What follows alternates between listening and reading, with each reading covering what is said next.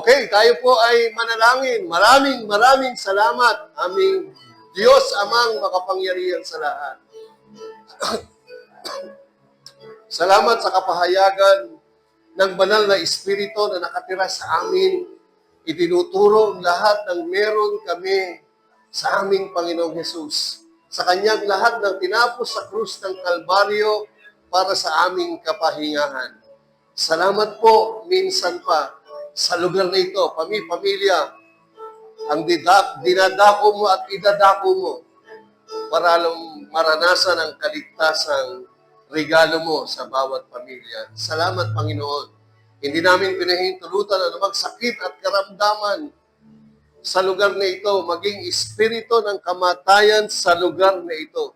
Lahat ng pag-aalinlangan pinapaalis namin sa lugar na ito at sa aming mga buhay. Dinideklara lang namin lahat ng pinagpala mong tinapos sa krus ng Kalbaryo para sa amin at sa bawat pamilya. Dinideklara ko ang mga pamilya, Panginoon.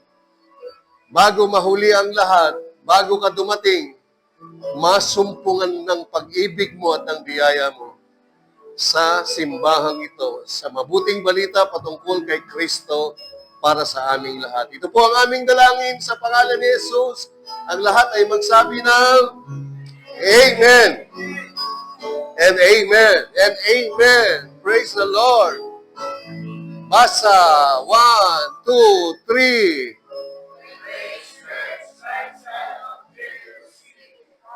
Part 4. Sabihin nyo, Part 4. So, sino nakarinig ng Part 1? Taas ang kamay. Wala. Part 2. Tatlo. Part 3. Part 4 ngayon. So, dapat alam nyo lahat yan. Ha? So, nandyan yan sa ating FB page ng Gospel of Christ Church, Facebook page. Nandyan din ho yan sa YouTube. Gospel of Christ Church YouTube channel natin. So, pag wala ho kayong ginagawa araw-araw, buksan nyo lang yan, makinig ho kayo. Kung nagluluto kayo, makinig lang kayo. Kung nagpapahinga kayo, makinig lang kayo. Natutulog kayo, kahit tulugan nyo yan. At least papakinggan ng Holy Spirit na nakatira sa inyo. Para lalo kayong lumusog, lumakas. Pakinggan nyo lang ho ng pakinggan. Huwag kayong magsawa. Mabuti po yan sa inyong mga buhay. Amen. So tayong mga taong niligtas sa biyaya ng Diyos, pag sinabi hong grace, yan po yung gospel, the gospel of God's grace. Ang mga basihan ng ating kaligtasan ay dahil sa tinapos ni Jesus sa krus ng Kalbaryo. Amen po ba? Akala ng maraming tao, ang pagiging isang born again, isang Kristiyano, kailangan magtrabaho ka para magkaroon ka ng kalusugan, kaligtasan, kapatawaran ng kasalanan. Hindi po. Tapos na po.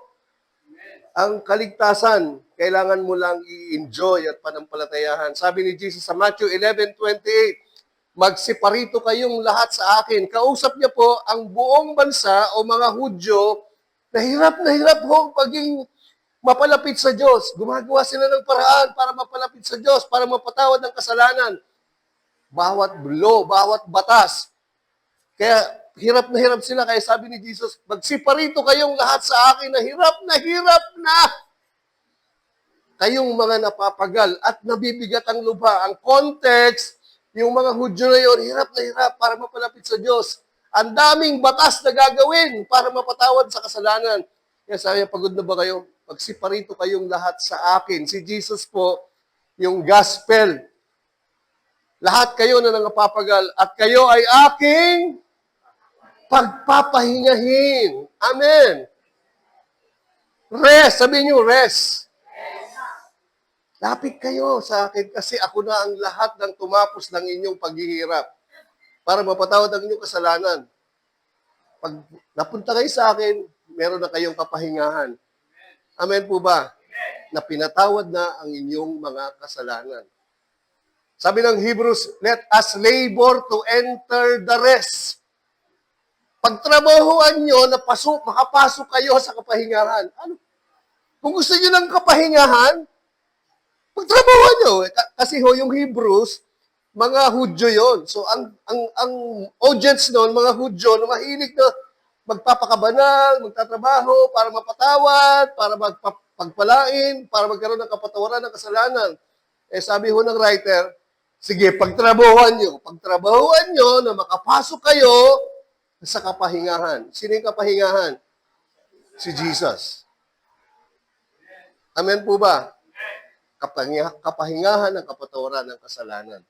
So, lifestyle po ng isang Christian ay generous. Sabihin nyo, generous. Pag hindi pa kayo generous, hindi pa kayo, ano pa lang kayo, eat yan. Hindi pa kayo Christian. Tiyan pa lang kayo, tiyan. Ha? Pag hindi pa kayo generous, hindi pa kayo full-fledged na Christian, kayo ay mga tiyan. Isip nyo pa lang ang sarili nyo. Amen ba? Tingnan nyo po how generous God is. Sabi ng Hebrews chapter 2, verse 1 to 4. Therefore, we must give the more earnest heed to the things we have heard, lest we drift away. Sa Tagalog, kaya dapat nating pagkukulan ng higit pang pansin ang mga bagay na ating narinig. Ano yung sinasabi dito? Bigyan natin ng pansin yung mga ating narinig. Narinig patungkol saan? So yung Hebrews chapter 1, chapter 2, chapter 3, chapter 4, chapter 5, patungkol kay Jesus at sa lahat ng tinapos niya sa krus ng Kalbaryo para sa atin. Amen po ba? Pagkukulan ng higit pang pansin ng mga bagay na ating narinig, baka tayo'y matangay na papalayo. Sabihin niyo, papalayo. Pag hindi tayo nagpo-focus sa mga naririnig natin. Sabi ng verse 2, for if the words spoken through angels prove steadfast, and every transgression and disobedience receive a just reward. Sabi diyan, sapagkat kung ang salita na pinahayag sa pamamagitan ng mga anghel, referring to the law, sa kautusan, na ipinahayag sa pamamagitan ng mga anghel ay may bisa. At ang bawat paglabag at pagsuway at tumanggap ng kaukulang parusa, binigay po yung kautusan hindi para tayo patawarin sa kasalanan. Hindi para tayo magkaroon ng good manners and right conduct para mapatawad ang mga kasalanan natin. Hindi po yan GMRC. Kung hindi, pakita sa atin na tayo makasalanan at makaranas tayo ng parusa. Gusto yung parusa?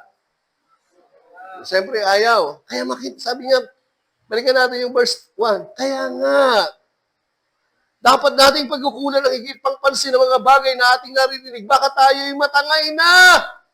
Basa. Papalayo. Tingin, verse 2, di ba? Sapagkat, kung yung kautusan na binigay ng Diyos sa pamamagitan ng anghel, may bisa yan. Bawat paglabag dyan, may parusa. Kaya nga si Jesus bumaba para tupdin ang lahat ng kautusan. Para lahat ng parusa, wala na tayo, kinuha niya lahat ng parusa. Amen po ba?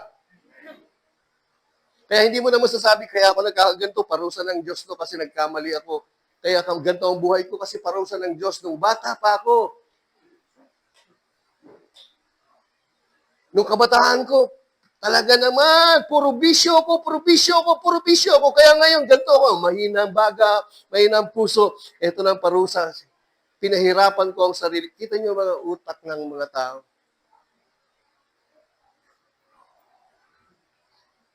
Amen po ba? Masyadong naniniwala sa physical, pero hindi naniniwala sa divine, sa ginawa ng Diyos. O, tingnan niyo po, verse 3. Tingnan niyo, gaano ka-generous ng Diyos. How shall we escape if we neglect so great salvation, which at the first began to be spoken by the Lord and was confirmed to us by those who heard them? Paano nga tayo makakatakas kung ang ating pababayaan ang ganito kadakilang kaligtasan? Ito ay pinahayag noong una sa pamamagitan ng Panginoon at pinatunayan sa atin ng mga nakarinig sa Kanya. Paano tayo? Pag hindi natin binigyan ng pansin, yung kautusan, may parusa dyan. Paano tayo makaka-escape? Paano tayo makakatakas? Kung pababayaan natin, lalayo tayo. Pababayaan natin, lalayo tayo sa gospel. So ano ibig sabihin dyan? Great salvation. Tingin po kayo. Great. Galing po sa, kaya po nagta-translate tayo ng Greek, ng English to Greek, English to Hebrew. Kasi dahil sa kakulangan ng salita noon, nawawala yung translation, yung tunay na translation. So ang ibig sabihin ng how shall we escape if we neglect? Pag pinabayaan natin, pag lumayo tayo, dito sa great, galing po sa Greek, telekootos. Ang hirap, no? Ang ibig sabihin ng great, so great in size. Napakalaki, kaligtasan. Napakakapangyarihang kaligtasan. Bakit? Yung Diyos, nagkatawang tao, kinuhang lahat ng ating kasalanan, pinako sa krus, namatay. Pagkatapos ng 3 araw, nabuhay na muli. Sabi niya, napakalaki.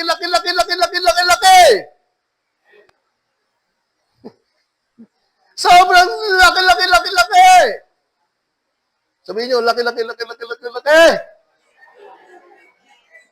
Paano tayo makakaligtas? Paano tayo makakatakas? Kung ating pababayaan ng ganito kadakilang kaligtasan. So, laki. Sobrang laki. Bakit? Yung Diyos mismo, nagkatawang tao, di ba ho, malaki yan? Sobrang laki yan. Amen. Napawang pinatotohanan din ng Diyos sa pamamagitan ng mga tanda at ng mga kabublaghan at iba't ibang himala ng mga kaloob na Espiritu Santo na pinamahagi ayon sa kanyang kalooban. So, binili ni Jesus yan sa mga alagad. O, pumunta kayo, umayo kayo, ipahayag niyo mabuting balita. Magpapalayas kayo ng demonyo. Makainuman kayo ng lason, hindi kayo umaano. Ipatong niyo yung mga kamay sa mga may sakit, ang lahat ng may sakit at gagaling at magsasalita kayo ng iba't ibang mga wika. Amen po ba? So that is so generous God is. Napaka-generous ng Diyos. Laki-laki, sobra. So great. Number 2, tinan niyo po, sabi ng John chapter 3, verse 16, gano'ng ka-generous yung Diyos. Sapagkat gayon na lamang ang pag-ibig ng Diyos sa katauhan, sa lahat ng tao, sa buong mundo, sa buong daigdig. Mahal ng Diyos, hindi lang ikaw, hindi lang Christian, hindi lang yung pamilya mo, kundi lahat ng pamilya. Sipin niyo po. Kaya't ibinigay niya ang kanyang kaisa-isang anak na si Jesucristo upang kunin ang lahat ng ating kasalanan, bayaran sa krus ng Kalbaryo, ilibing pagkatapos ng 3 araw mabuhay na muli, upang ang sino mang sumampalataya sa Kanya, hindi mapahamak, kundi magkaroon ng buhay na. Hindi ko kayo marinig. Mapatawad sa kasalanan, wala nang parusa, at mayroon pang buhay na walang hanggan. Ano po yung walang hanggan? Yung walang hanggan po ay unlimitless life. Wala hong limit. Yung pag tinignan mo, saan ba yung dulo nito? Walang dulo! Kasi yung dulo nito, Diyos. Yung buhay na walang hanggan, wala hong dulo. Kaya nga, walang hanggan. Sa English, unlimitless life. Sabihin nyo, unlimitless life. Walang limit. Grabe yan. Sobrang mahal ng Diyos. Lahat ng pamilya. Kaya hindi lang po ikaw maliligtas. Pamilya mo. Kamag-anak mo. Kaibigan mo. Lahat. Sabihin nyo lahat. Sabi ng 1 John chapter 2, nakita nyo how generous God? Yung Diyos hindi ho nagligtas, yung mabait lang. Hindi. Yung hindi masyado mabait. Hindi. Yung mabait, hindi mabait, makasalanan, kriminal, mandarambong, lahat. Lahat. Tingin po kayo sa akin. May nanay ka ba? Sagot. May tatay ka ba? May kapatid ka ba?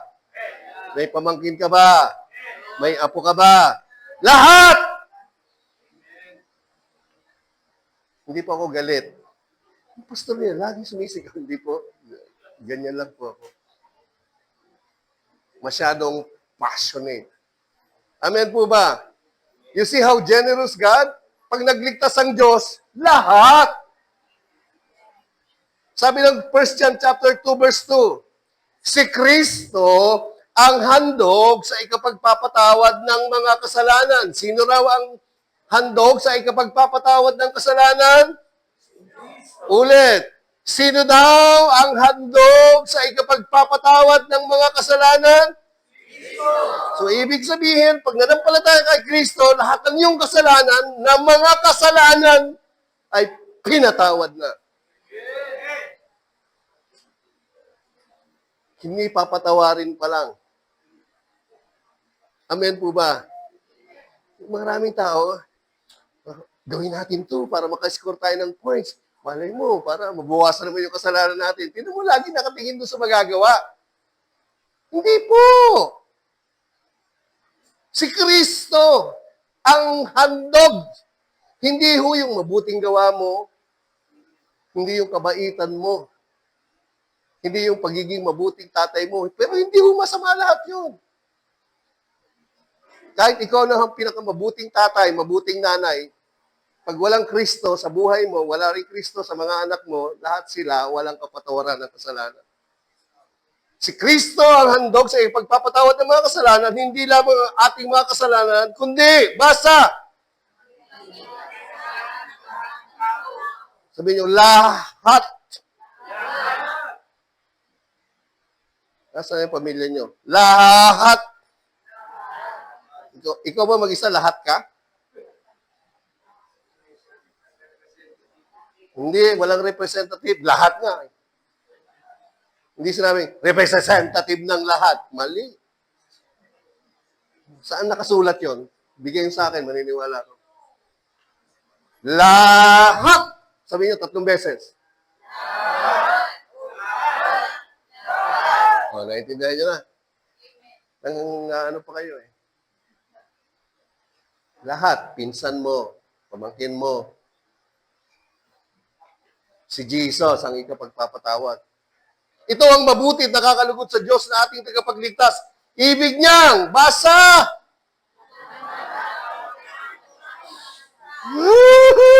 Kayo lang yata ang ayaw eh. Sabi ni Paul, ito ang mabuti. Gusto niyong matuwa si Lord? Gusto niyong mapupurihan si Lord? Gusto ni Lord na tagapagligtas. Love niya, lahat ng tao ay maligtas.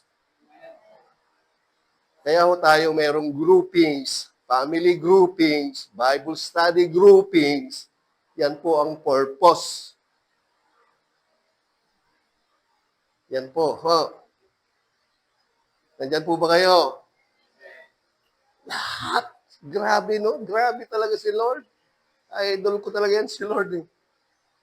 Grabe.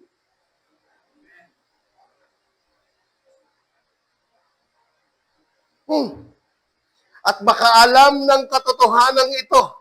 O, tingin.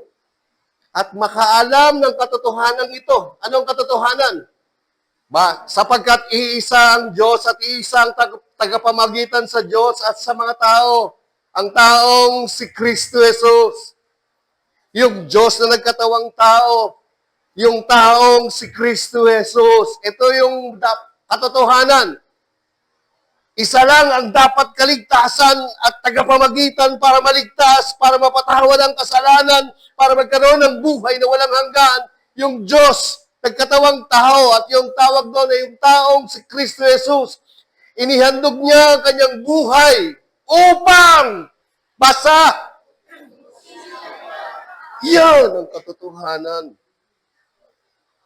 Yan ang katotohanan. Amen. That's the gospel of Christ. That's the gospel of grace. That's the truth.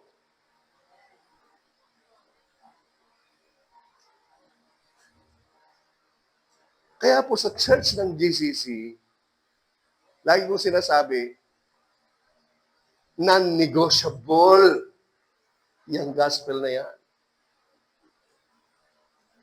Kahit sino ka pa, sino pa ako, non-negotiable yan. Dapat tayong lahat, tumingin po kayo sa akin, lahat ng gagawin natin para dyan. Huwag kayong mapagod. Gawin nyo lahat ng cooperation na magagawa nyo para ma-present natin yung gospel na yan. Amen. Tubusin ang lahat mula sa si Jesus yun. Si Jesus yun. Amen. Look at this. 2 Peter chapter 3 verse 9. Nakita niyo yun? Super generosity ng pag-ibig ng Diyos. Gusto niya maligtas lahat. Lahat. The Lord is not slack concerning His promise of salvation, His promise of coming, as some count slackness, but is long-suffering towards us, not willing that basa any should perish, but that, sabi dyan, hindi niya ibig na sino may mapahamak. Ayaw niya may isang tao mapahamak at mabulid yung kaluluwa sa dagat-dagatang apoy ng impyerno. Ayaw niya. Ayaw niya may isang tao makondem, mawasak, hindi makaranas ng kapatawaran ng kasalanan. Ayaw niya. Hindi niya ibig na isang tao. Pero gusto niya lahat. Sabihin niyo lahat. Tingin po kayo sa akin. Pwede ba ho yan ang ilagay natin sa puso natin at isip natin bilang GCC, ha? Minsan tayo na ang pumipigil eh. Ano, sister, gano'n tayo? Kasi. Puro kasi. Kasi po eh.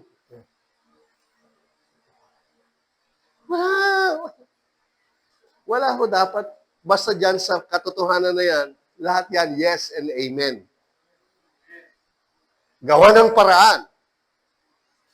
Gawa ng paraan na ma-deliver natin yan sa lahat ng tao. Hindi naman ho tayo titignan, tingin, kasi tayo kaya ayaw natin ng gano'n. Kasi hindi tayo, di ba? May mga, alam nyo na, may mga short scene tayo dyan. Ayaw natin, baka sabihin sa atin, yan ba? Wag nyo tingnan nyo. Tingnan nyo si Jesus. Kayo niligtas, kahit ganyan kayo. Ganito ako, niligtas ako dahil kay Jesus. Dapat ganun din sa ibang tao. Kaya ayaw nyo i-share. Kasi bad testimony kayo, halimbawa lang. Pero ini-enjoy nyo sa loob. Talaga, Lord, by grace. Tapos ayaw nyo ma-enjoy ng mga tao. Sino ngayon ang nagiging dahilan? Hindi po ako galit, ha? Nagpapaliwanag. Masama naman ang tingin nyo, parang gusto nyo na akong panahin. Lahat!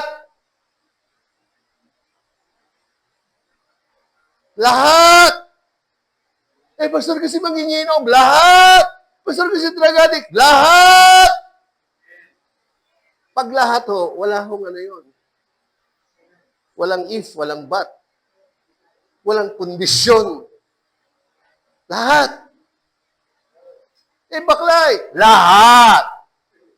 Tomboy. Lahat.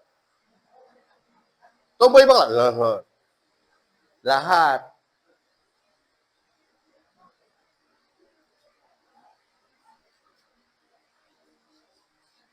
Yan ang problema. Nakatingin tayo sa gender, nakatingin tayo sa kasalanan, nakatingin tayo sa mga shortcomings. Kaya hindi natin nakikita si Jesus. Si Jesus, kaya nga siya grace, lahat ng shortcoming ng tao, sinupply lahat ni Jesus. All we have to do is believe it. Kahit ang dami mong kulang. Amen. Next. All we like sheep have gone astray. We have turned everyone to his own way, and the Lord has laid on him the iniquity of us all. Grabe. Lahat ng ating kasalanan, sabi diyan, tayong lahat ay para mga tupang naligaw, bawat isa sa atin ay gumawa ng nais nating gawin, pero siya ang parusa. Pero siya ang pinarusahan ng Panginoon. Ang parusang dapat sana ay para sa ating lahat. Nakaka-bless naman. Talaga. You see, lahat ng kasalanan natin. Hindi niya sinabing, yung kasalanan lang ng ikaw, masyado kang mabait eh. Puro ka mura lang. Okay, kaya kitang patawarin. O ikaw, naninigarilyo ka lang, tsaka lasinggero ka lang. Okay, kaya kita. Pero itong babayero na to, itong durgista na to, itong hindi ko papatawad. All!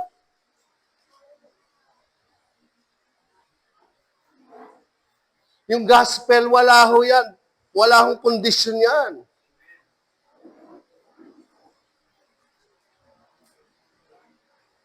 Amen. You see how generous God? Sobra, sobra, sobra, sobra. Grabe, grabe, grabe. Tapos walang gagawin kan para maligtas. Just believe. Tayo ang gagawin natin, just preach and share it. Amen. Tingin. Tingin po kayo. Pag hindi pa kayo nagsawa dito, ewan ko lang. Subalit ngayon, si Kristo ay binuhay mula sa mga patay. Bakit siya binuhay sa mga patay? Para mapatawad ang ating mga kasalanan, right? Na siya ang unang bunga ng mga namatay. Sapagkat yamang sa pamamagitan ng isang tao'y dumating ang kamatayan, sa pamamagitan din ng isang tao, dumating ang pagkabuhay na muli ng mga patay. In-explain ni Paul. Sapagkat kung paanong kay Adan, ang lahat ay namamatay.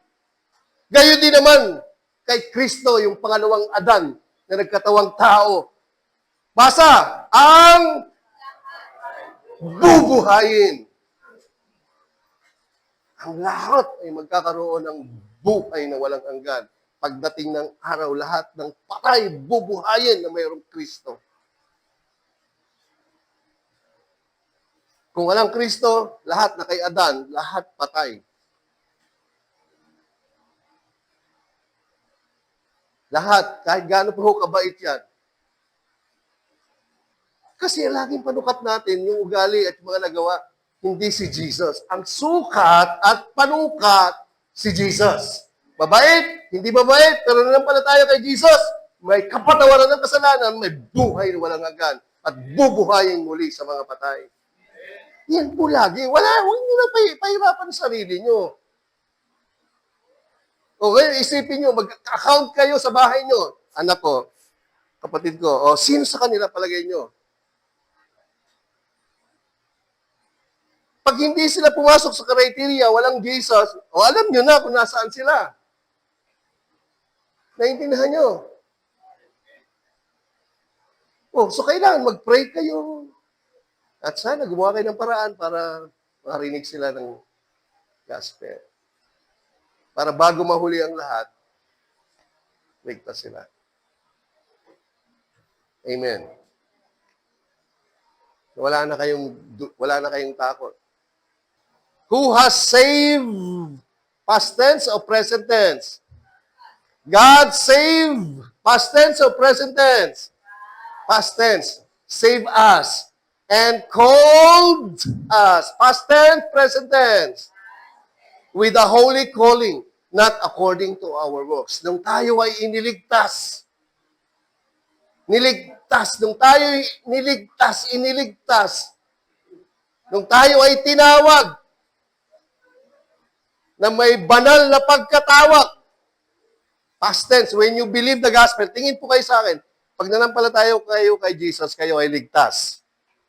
Pag nanampalataya kayo kay Jesus, kayo ay tinawag. Tingin. Yung pagka-IT nyo, yung pagka-teacher nyo, yung pagka-engineer nyo, pagka-doktor nyo, pagka-abogado nyo, hindi po yan calling. Trabaho yan. Job. Ang calling, kayo ay isang minister o kayo ay isang blessing para i-preach yung gospel. Kaya kayo niligtas. Holy calling nyo. Not according to our works. Hindi ayon sa nagawa ninyo o kabaitan ninyo, but according to His own purpose and grace, which was given to us, where? In Christ Jesus before time began. Amen. Tayo ay naligtas. Tayo ay tinawag para sa isang banal na gawain. Tingin, ano po ang banal na gawain nung tayo tinawag at naligtas? Para i-share yung gospel. Tandaan niyo po, tingin po kayo sa akin, tingin lahat. Ang number one calling niyo is to share the gospel. Period. Bahagi kayo. Pag hindi niyo pa ho ginagawa yan, hindi pa kayo nagtumutugon sa tawag. Tinawag na kayo eh. Tapos na, you are saved, you are called.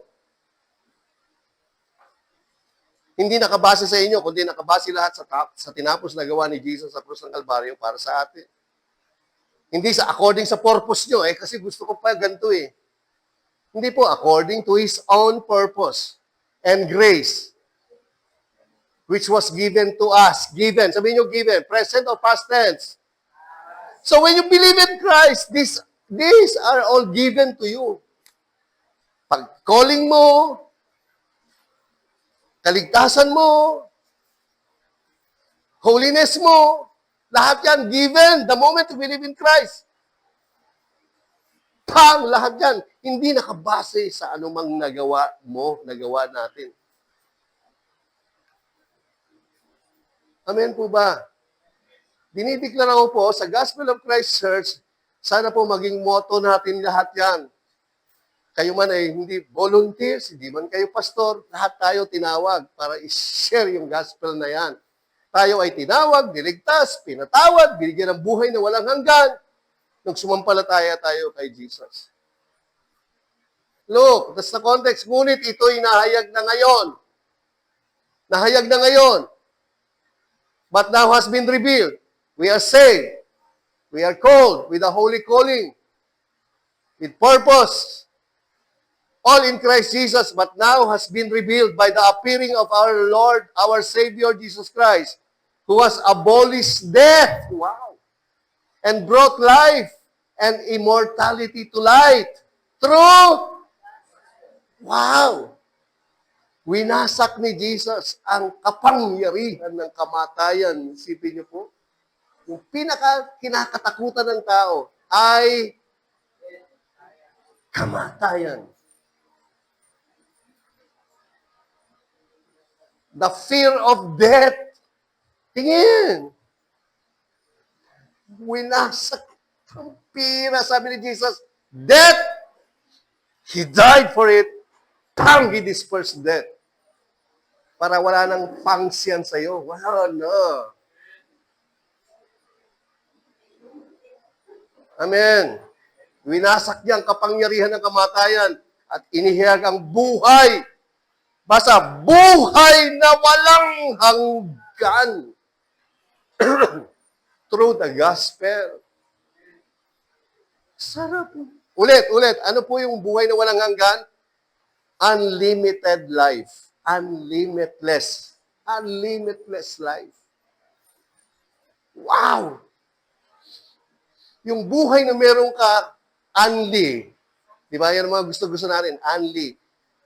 Unli food, unli, unli rice. Di ba? Ano ba? Kaya gusto natin sa buffet kasi unli lahat. Alam niyo saan nanggaling lahat yan? Sa gospel. Before it was coined into material, it was already done in the Spirit through Christ. Christ brought immortality and He abolished death. Amen. Kaya wala na ho tayong takot mamatay. Kasi hindi na ho tayo mamamatay. Sabi ni Paul, lahat ng Christian na may Christ, matutulog lang. Sarap ng tulog. Siguro, mga 40 years, tapos dadating na, rapture na, tsaka ka palang gigising. With glorified bodies. Pero pag walang Christ, wala. Patay. As in.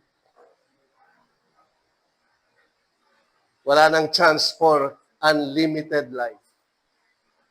So itong miracle of multiplication ng 5 pirasong tinapay at 2 pirasong isda, sinulat yan sa Matthew, Mark, Luke, and John. Wow!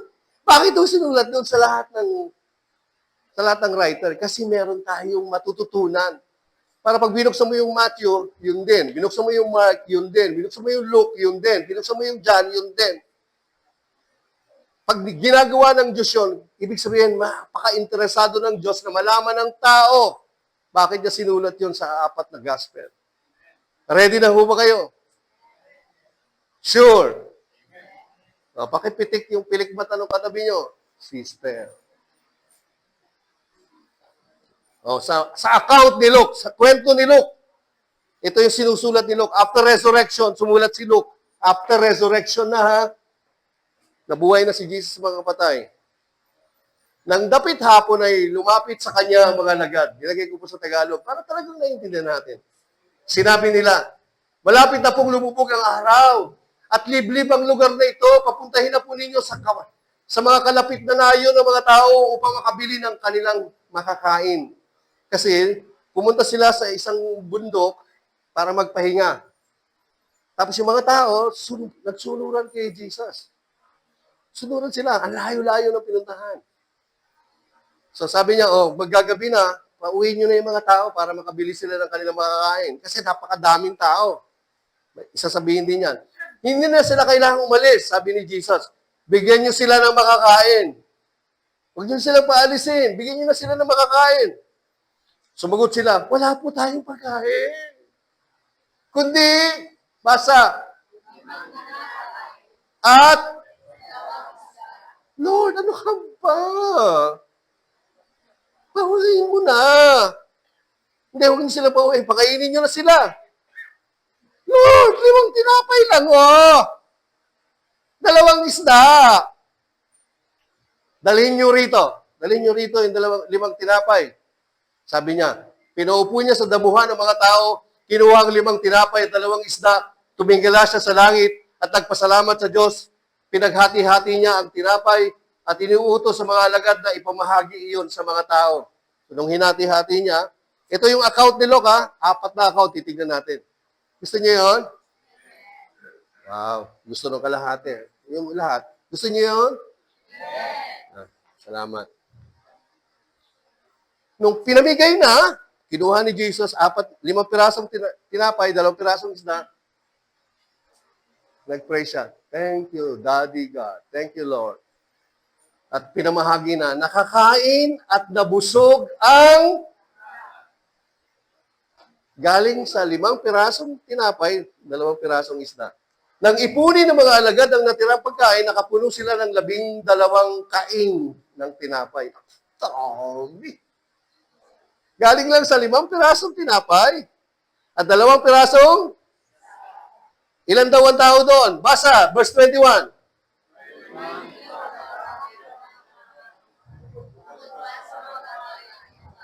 Ang dami. 5,000 lalaki, palagay mo na lang, walang asawa yung 2,500. So yung 2,500 lang may asawa, so that is 5,000 plus 2,500, 750, 7,500, right?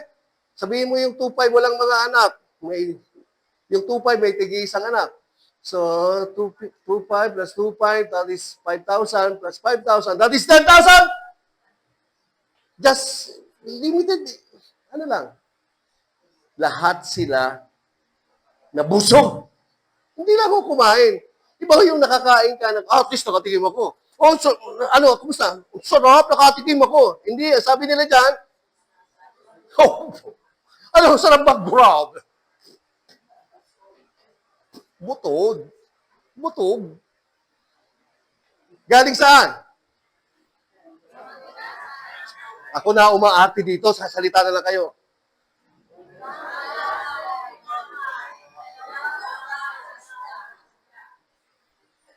Sampung libo ang kumain. O, ito ang account ni Matthew, ay ni Mark. Ngunit sinabi sa kanila ni Jesus, bigyan niyo sila ng makakain. Sumagot ang mga alagad, nais ba ninyo bumili kami ng pagkain sa halagang 200 salaping pilak? So, para pakainin mo yung mga yon, gagastos ka ng 200 dinari. That is 8 months wages para pakainin mo yung 10,000 na yun.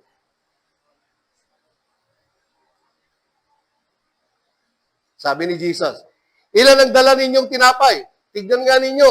Utos niya. Pagkatapos, tignan ay kanilang sinabi, basa. Nakakatamad naman kayong kasama sa preach. 5 to, 2 isda.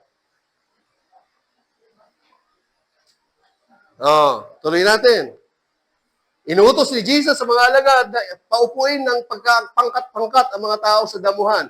Kaya't naupo ang mga tao ng tig-100 at tig-50 bawat grupo. Kinuha ni Jesus ang 5 tinapay at 2 isda. Tumingala siya sa langit at nagpasalamat sa Diyos. Hinati-hati niya ang mga tinapay at binigay sa kanyang mga alagad upang ipamahagi sa mga tao. Hinati-hati niya rin yung isda, yung 2 isda. Ipinamahagi rin nila. Basa! Lahat nakakain! Lahat! Butog! At nang tipunin ng mga alagad ang lumapis sa tinapay at isda, nakapuno sila ng 12 tiklis. Tiklis! Ang pihira. May 50 lalaki ang kumain ng tinapay. 5,000 pala, sorry. 5,000. So pareho yung account. Sa account ni Matthew, binanggit yung may mga babae at may mga bata. Dito, binanggit ni Mark, 200 dinari. 8 buwang sweldo ng isang regular na manggagawa. Kailangan kolektahin mo 8 buwang sweldo bago mo pakain yung 10,000. Okay ba kayo? Tingnan natin kay Luke. Ngunit sinabi niya, kayo ang magbigay sa kanila ng makakain. Ano, pauwi? Pauwi na ho natin. Hindi. Huwag niyo silang pauwiin. Kayo magbibigay sa kanila ng pagkain. Sumagot naman ng mga alagad, wala po tayong pagkain, kundi 5 tinapay at 2 isda. Bibili po kami ng pagkain para sa lahat ng tao ito. 10,000 to. Sabi ni Mark, 200 dinari. Sabi ni Matthew, hindi po pwede.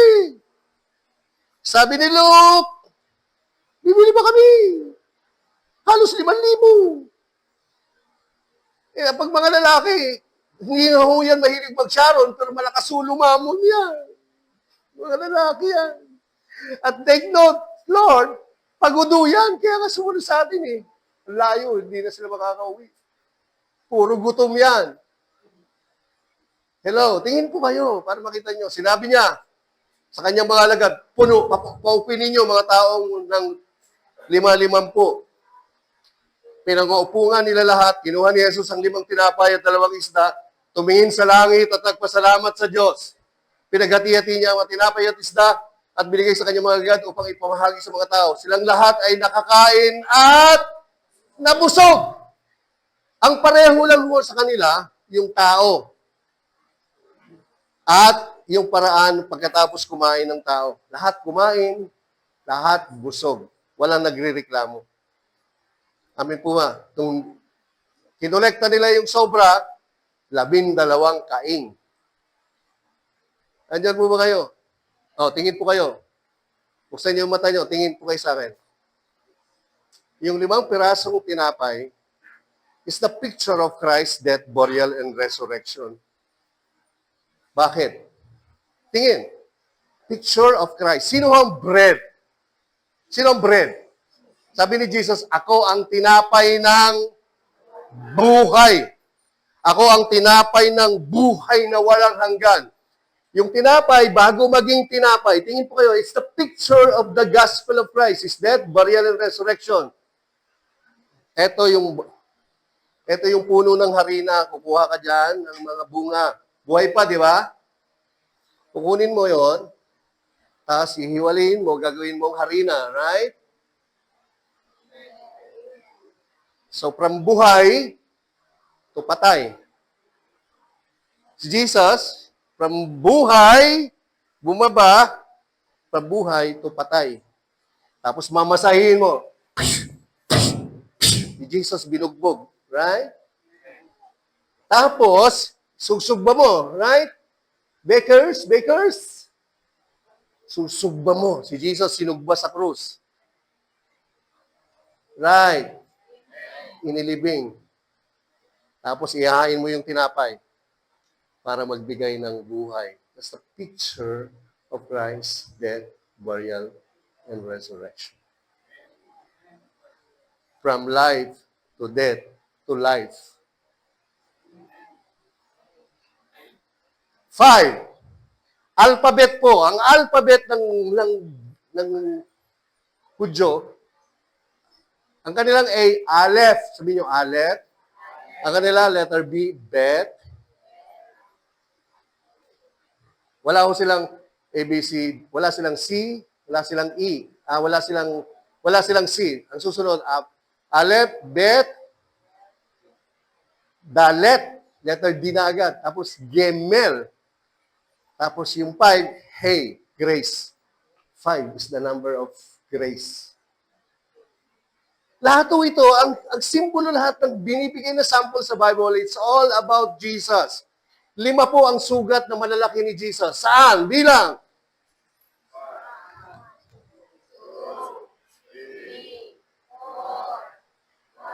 5.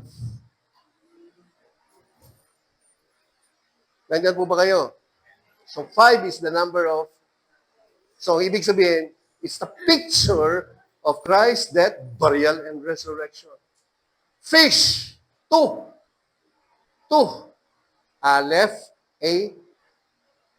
2, Bet, house. Jesus is the house of grace. House. Fish, in-example ko na sa inyo yung fish, di ba? Oh, yung fish, buhay. Buhay. Kukunin mo. Oh, patayin mo. Right? Iluluto mo. Tapos kakainin mo. It's the picture of Christ's death, burial, and resurrection. Naintindihan niyo ba? Lahat ng sample ni Jesus is His sample. Lahat ng sample ni Jesus is the sample of His death, burial, and resurrection. B, Bet, house, yung bread. Sa Hebrew, lechem. Kaya ang tawag mo dyan, si Jesus yung bread of life. Kaya He was born in Bethlehem, house of bread. Bet, house, lechem, bread. Jesus was born in the house of bread. To be the bread of life. To be the bread of eternal life. So every time you see a bread, think of Christ's death, burial, and resurrection. Nakita niyo po? 7. 7 is the number of, di ba? Lahat ng gusto, anong gusto mong number? 7, 7, 7, 7, 7, 7. Kasi gusto mo, picture ng perfection. Actually, sa Hebrew, it's weapon. The weapon of our warfare is not carnal, but mighty through the pulling down of stronghold. Who is our weapon? Christ. His death, burial, and resurrection. I am not ashamed of the gospel of Christ, for this is the weapon which is the power of God unto salvation. Amen. Tingin po kayo, ang Bible is a message of Christ. Hindi ng tao, ano magagawa ng tao, ano yung kasalanan ng tao. So Christ. O tingin, sa Luke, silang lahat ay kakain at nabusog. Nang ipunin ng lagad ang lumabis sa pagkain, nakapuno sila ng 12 kaing. O, ito po. Nung sinulat ni John, yung book niya, advance na ho si John sa Mark, Matthew, and Luke. Kaya mo, pag pinag-aralan niyo yung Matthew, Mark, Luke, Doon ho, may mga genealogy pa kung kailan pinanganak si Jesus. Kay John, wala na ho. Wala nang Belen. Diretso na. In the beginning was the Word, and the Word was with God, and the Word was God. Wala nang Belen. Wala nang baby Jesus. So ito po yung sa account ni John. In-explain ni John. O, gusto niyo makita? Hindi ko kayo marinig. Pagkatapos nito, tumawid si Jesus sa ibayo ng lawa ng Galilea na tinawag ding lawa ng Tiberias. Sinundan siya ng napakaraming tao sapagkat nakita nila ang mga himalang ginawa niya sa pagpapagaling sa mga may sakit. Umakyat si Jesus sa bundok kasama ang kanyang mga alaga at naupo doon. So doon sila, nagre-relax sila. Pero yung mga taong pinagaling ni Jesus sa mga sakit at karamdaman, nagsunuran sa kanila dyan sa mga panahon na yan. So nireveal yan ni John. Noon ay malapit na ang Pasko ng mga Hudyo. Tumanaw si Jesus nang makita niyang dumarating ang napakaraming tao, tinanong niya si Felipe. Dito, pinakita ni John yung diskusyon tungkol sa 5 pirasong tinapay at 2 pirasong isda. Tingnan po kayo, saan kayo? Sabi niya, saan kaya tayo makakabili ng tinapay upang makakain ng mga taong ito? Sinabi niya upang subukin si Felipe. Sapagkat alam na ni Jesus ang kanyang gagawin. Verse 7, sumagot naman si Felipe, kahit na po halagang 200 salaping pilak ng tinapay, di sa sapat para makakain sila ng nireveal ni John na kahit kung bumili tayo ng 8 months wage price ng tinapay, hindi pa rin makakakain ito kahit tigkakaunti. Nakita niyo yan? Nireveal ni Apostle John. Kahit gumastos tayo ng 8 buwang sweldo, pag pinakain niya sila, kahit tigkakaunti, hindi ho aabot sa 10,000 na to. Very, ano na nga yung estimate natin eh. Dami, no? Sinabi ni Andres, na isa sa kanyang mga alagad, kapatid ni Simeon Pedro. Tinan nyo. Doon sa 3 account, hindi alam kung saan ang galing yung tinapay. At 2 pirasong isda. Akala natin sa mga disciple, right? Ito, nireveal ni John. Mayroon po rito isang batang lalaki na may dalang pasa at 2 mayroong bata na nagbigay. Nakakainis mga matatandang yan. Wala silang care. May nagbigay. Nireveal ni John may nagbigay. Doon pagaling sa bata.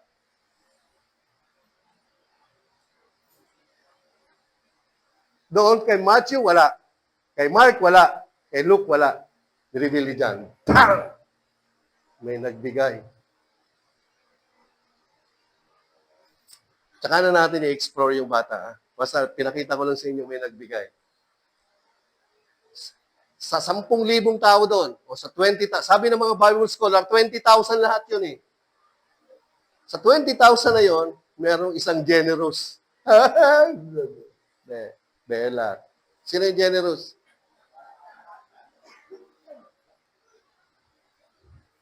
May isa. Kakainis. Gusto ko dito sa GCC, lahat kayo. Hindi ko kayo marinig. Gusto ko sa GCC, lahat kayo generous. Sa pamilya nyo, hindi lang dapat isa, dapat lahat kayo generous.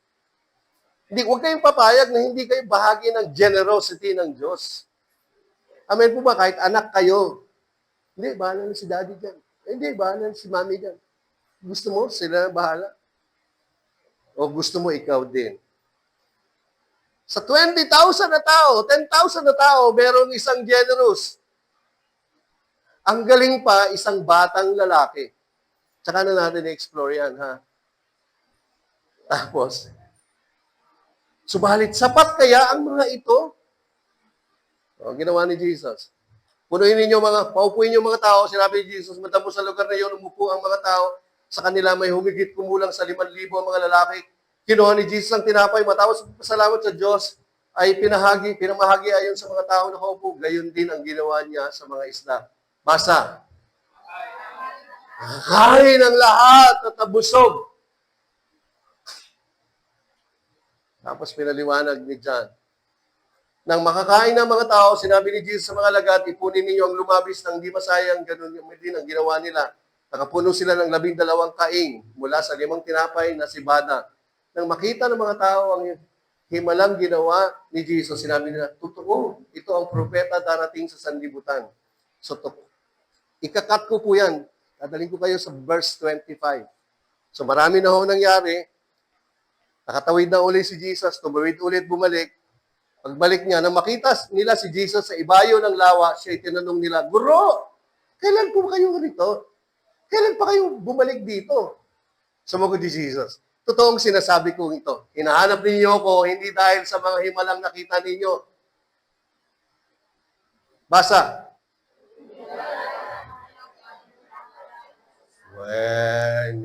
Hindi nga. Hinahanap niyo ako, hindi dahil... sabi dyan, hinahanap niyo ako, hindi dahil naniniwala kayo sa akin. Babasahin ko mamaya, verse 20. Hinahanap niyo ako, hindi dahil believe kayo sa akin na kayo ay pinatawad ng kasalanan, na kayo ay ligtas, na kayo ay banal, na kayo ay buhay na walang hanggan. Hindi! Kundi! Gusto niyo lang!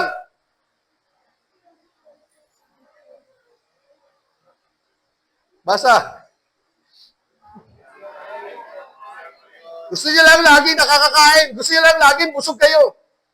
Gusto niyo lang lagi binibless kayo, binibless kayo, binibless kayo. Pero believe ba kayo sa akin? Hindi ho siya ganon. Ako ganon magsalita. Si Jesus hindi. Hindi naman kayo naniniwala sa akin.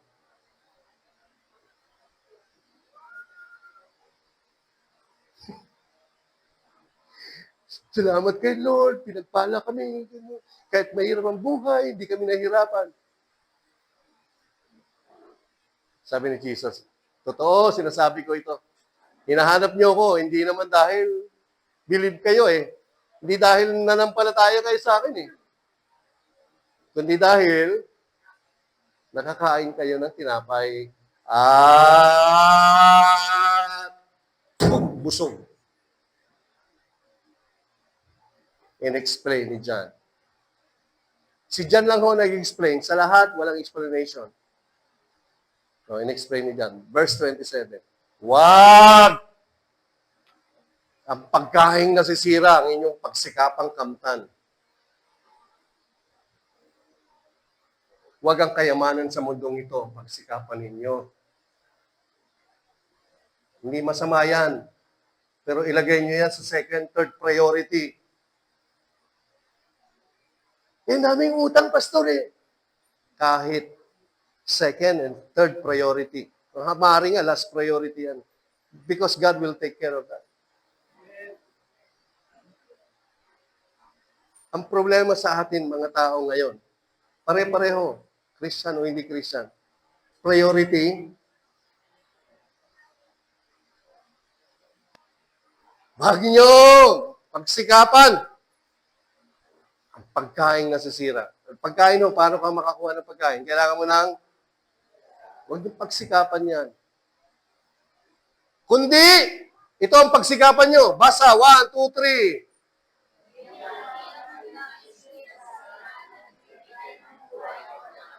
So, kinukommunicate ni Jesus sa 5 pirasong tinapay, 2 pirasong isda is the gospel that gives you your forgiveness of sin, your life, and your life eternal. Yan po yung tinapay na nagbibigay buhay na walang kinukommunicate niya yung sarili niya.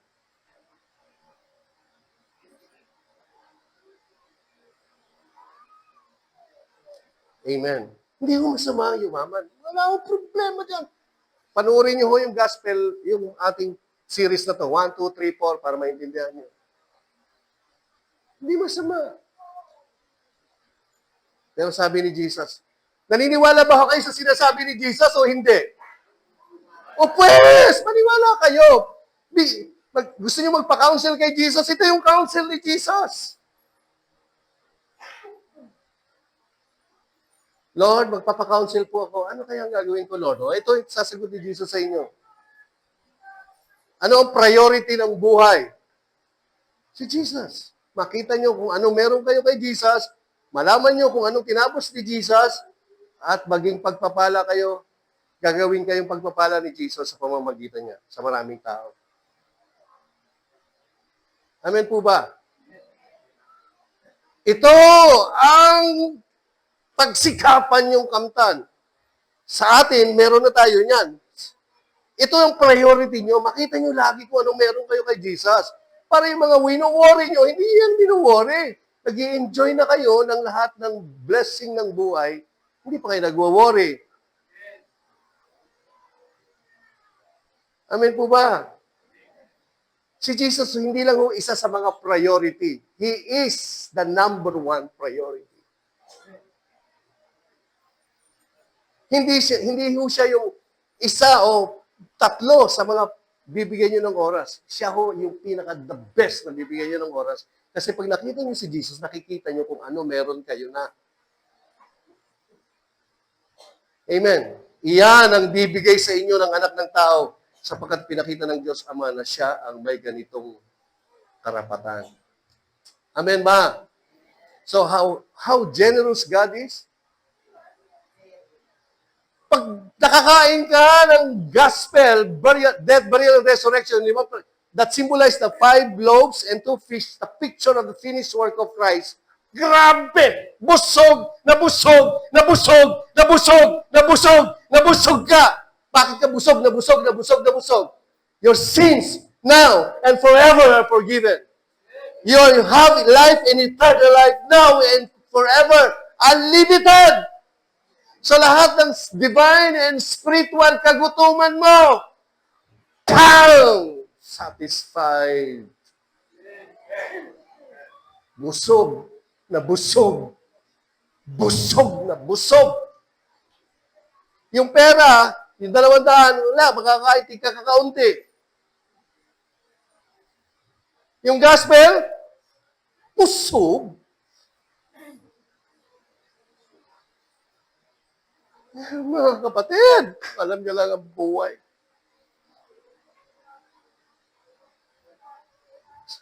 Salamat may bata. Dito, lahat tayo ay mukhang bata na generous sa pagbibigay. Palakpan natin si Jesus. You want more? Oh, tingnan niyo po, pag nandun na si Jesus, tapos na, rapture na. Gunaw na yung mundo. Andun na tayo sa langit. O, ito ang senaryo. Gusto niyo makita ang senaryo sa langit? Pero sinasabi ko sa inyo Gusto niyo pang makita bago kayo? Gusto niyo mamatay muna para makita niyo? Gusto niyo pakita ko sa inyo buhay pa kayo? O, ito na. Handa na ba?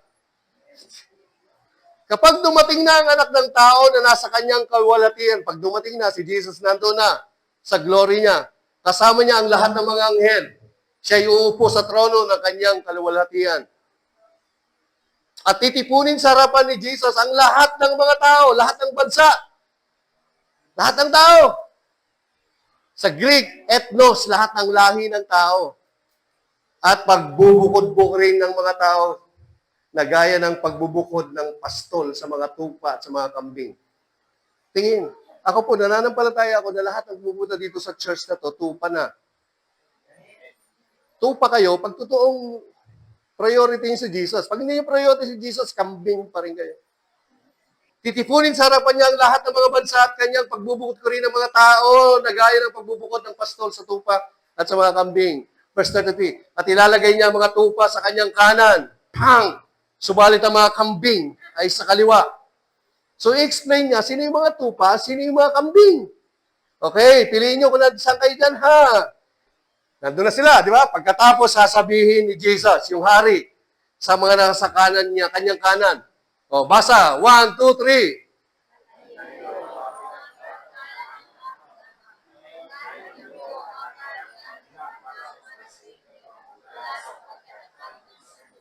Wow, sasabihin ni Jesus, oh, kayong mga tupa, halina kayo. Enjoy ninyo, manahin ninyo. Hinanda na ng Diyos yung eternal life na yan. Unlimited life. Glorified body, you live life Nung kayo ay babae, nung kayo 18 years old, gano'n na gano'n yung mukha nyo, 18 years old, and you will live forever. Woo! Hali kayo! Manahin ninyo! Na inihanda para sa inyo mula sa pagkatatag ng sanlibutan. Oh, next. Bakit? Bakit daw? Bakit minana? Sapagkat ako'y nagutom at binigyan niyo ako ng pagkain. Sabi ni Jesus. Kasi nung kayo'y nananampalataya sa akin, yung nung gutom ako, pinakain niyo ako. O tingin, pag nagbibigay ka ng pagkain, ano kailangan yon? Kailangan yon? Pera. Ako'y nauuhaw. Binigyan niyo ako ng inumin. Sabi ni Jesus.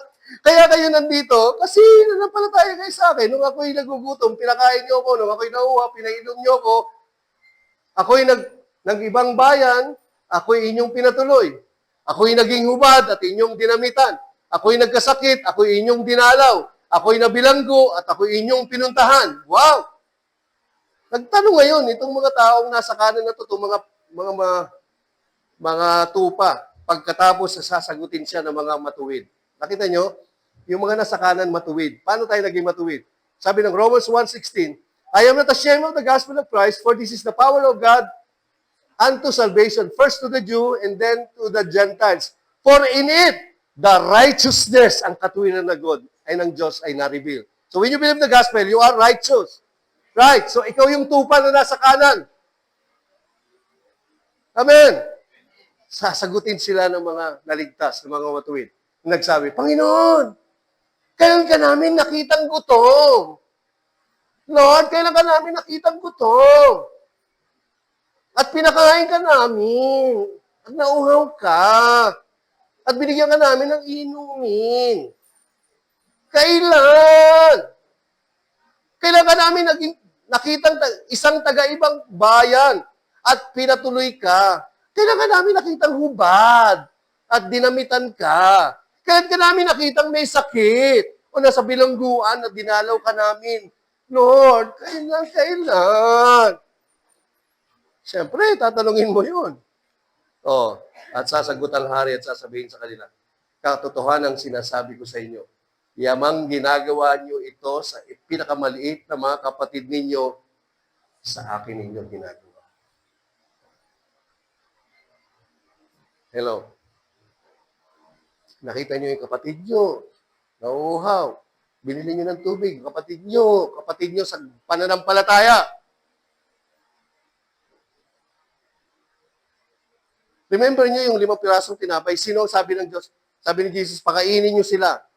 So yung mga pastor, pinapakain namin sa inyo, 5 pirasong tinapay, 2 pirasong isda. Pinapakain namin sa inyo, gospel of Christ, gospel of grace. His death, burial, and resurrection. Then you will be, makakakain ka at busog na busog ka. Sabi ni Jesus, pag ginagawa niyo ito sa pinakamaliit sa mga kapatid niyo, sa kapatid kong ito, ay sa akin ninyo, kanino yung ginagawa? Every time, whatever you do in this world, you do it for Christ. You do it for the gospel. Every time you spend to help people, you do it to Christ. You do it to Christ. Because you believe Christ. Nandyan po ba kayo? Pagkatapos, sasabihin niya sa mga nasa kaliwa, lumayo kayo sa akin, kayong mga isinumpa. Bakit daw sinumpa? Because they don't believe the gospel. And they are not generous for the gospel. Tingin, basa, yung may kulay na buo. 1, 2,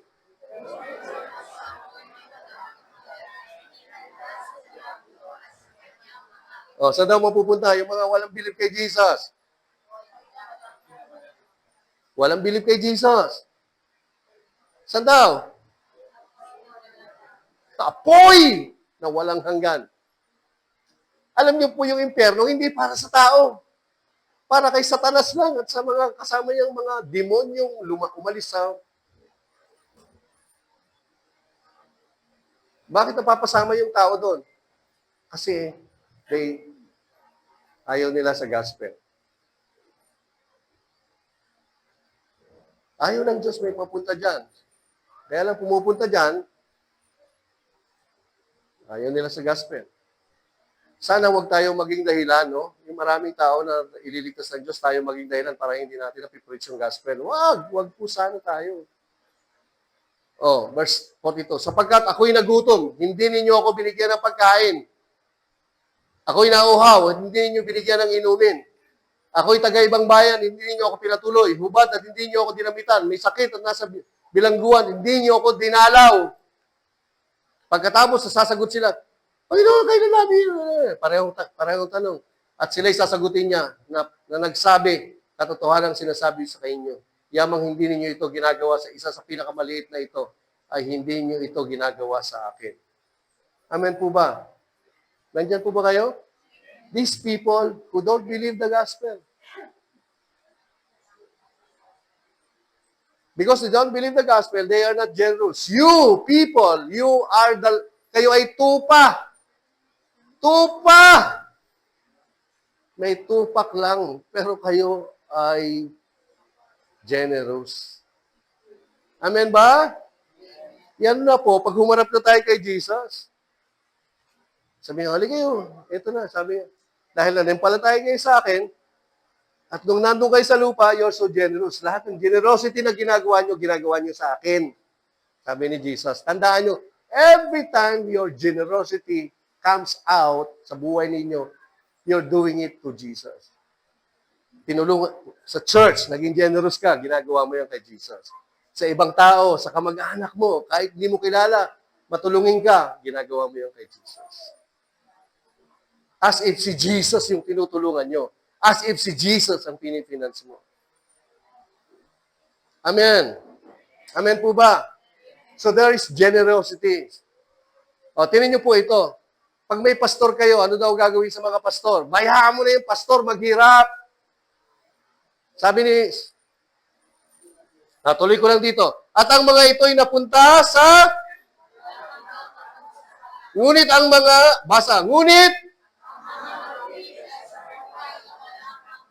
boom!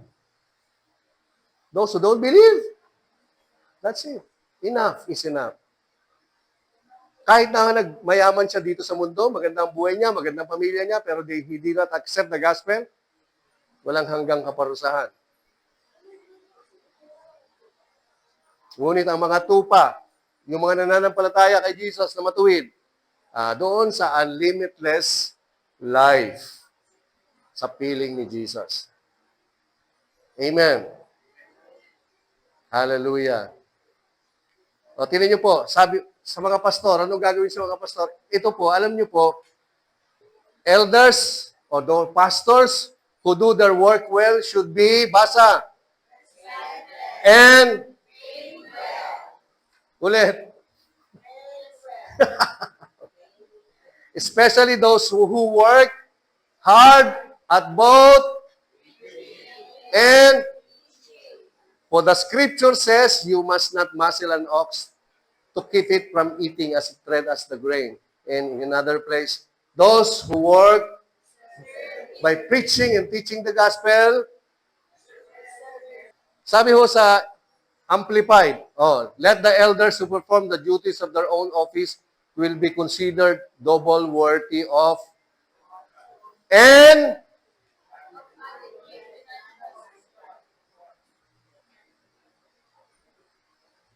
adequate of financial support, especially those who labor faithfully in preaching and teaching. For the scripture says, you shall not muzzle an ox when it is treading out the grain. And again, basa. Wala po akong sweldo sa church ng GCC. You see? Akala niyo walang teaching dyan sa giving, lalo na sa mga pastor. Sa Tagalog ba meron? Sa Tagalog. Ang mga matatanda sa iglesia o mga leader, yung mga pastor sa iglesia na nangangasiwang mabuti, ibilang nakarapat-dapat na tumanggap ng ibayong pagpapahalaga, lalo na ang mga nagpapagal sa salita at pagtuturo. Ito ay sapagkat sinabi ng kasulatan, huwag mong busalan ng baka habang gumigiik. Ito rin masasabi ang mga manggagawa, yung mga pastor, ay karapat-dapat sa kanyang basa. Ganyan po ba kayo?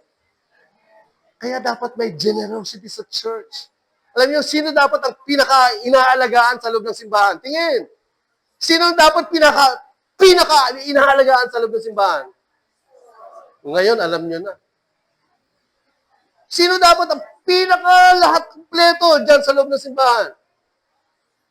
Hindi ko yung kumarinig. Tama. Pero ako po, I choose to sacrifice that. Dinicide ko yan. Ang gusto ko lang ho sa inyo, to be a generous giver. Bahala na lang si Lord sa akin. Amen po ba? So, The Grace Church is a lifestyle of generous giving. Are you blessed? Amen. Maraming salamat, Panginoon. Salamat sa kaligtasan ng bawat miyembro ng aming pamilya. Dinideklara ko lahat ng miyembro ng aming pamilya ay ligtas kay Jesus. Dinideklara ko lahat ng miyembro ng aming pamilya ay may buhay at may buhay na walang hanggan. Dinideklara ko lahat ng miyembro ng aming pamilya walang sakit, walang mamamatay sa sakit, walang mamamatay sa cancer, walang mamamatay sa disgrasya, walang mamamatay sa aksidente, walang mamamatay sa lahat ng gawa ng demonyo at ni Satanas. Dahil silang lahat ay sasampalataya kay Jesus Christ. Lord, maraming salamat. Dinideklara ko lahat ng miyembro ng pamilya ng Gospel of Christ Church.